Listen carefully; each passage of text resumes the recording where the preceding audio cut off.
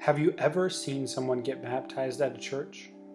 How did that person get to that baptism moment in their life? Where do they go after they come up from the water? What baptismal system was employed? These are all questions that help lead to discovering the interconnectedness of elements and purpose of the baptism system within a church. For this story, we will focus on the baptism system for the family church. Imagine yourself sitting in a room lit by fluorescent lights. One wall is adorned with an oversized whiteboard. On either side of you are people you've never met before on a 6 feet long plastic white table.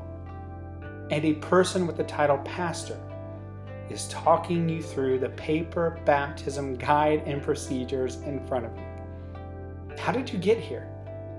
At the family church, you filled out a next step card stating your interest in being baptized on a Sunday morning.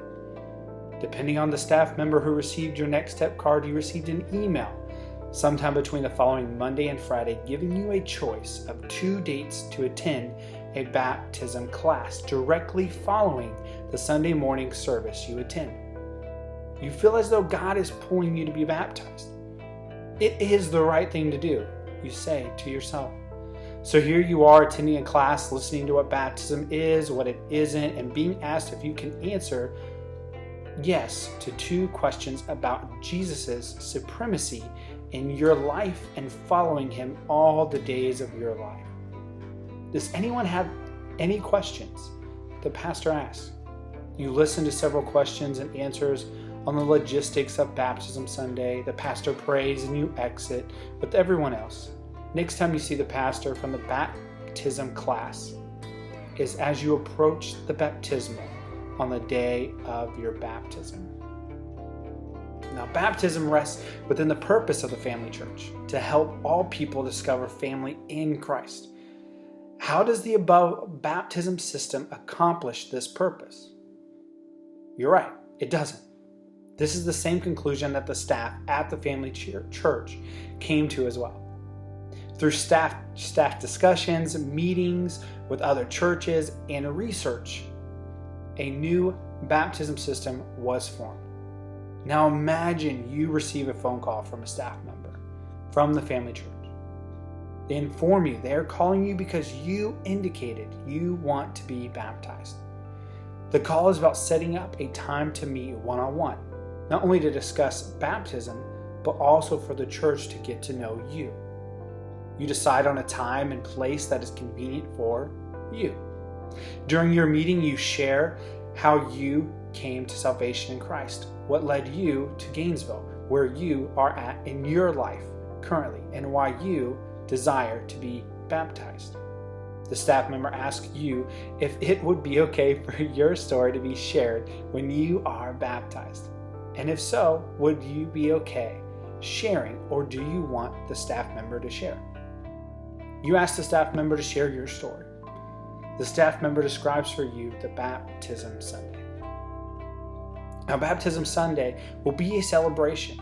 Baptisms will happen outside following the 11 a.m. service. There will be food trucks, a petting zoo, inflatables, picture booths, refreshments, professional face painters, professional balloon artists, worship, and baptisms. All of this is to create a space for people to celebrate together the joy of welcoming people into the church family. Logistics for when to be there, what to wear, and to invite people are all given. You are excited and nervous all at the same time. The staff member prays over you, and you both go your separate ways.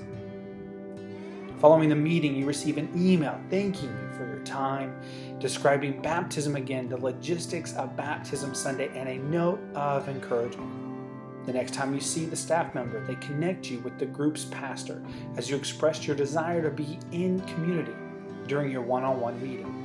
In your conversation with the group's pastor, they see a couple who leads a family group that fits where you are at in your life.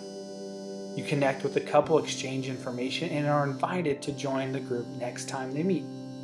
Fast forward. You are now sitting in the baptismal trough. As you come out of the water, you hear cheers and clapping and are surrounded by your family, friends, the staff member you met with, and your new family group, all celebrating what Christ has done in you and your decision to follow Christ all the days of your life. This is family. You smile to yourself. Now, the above story could not have taken place within the old system of baptism at the family church.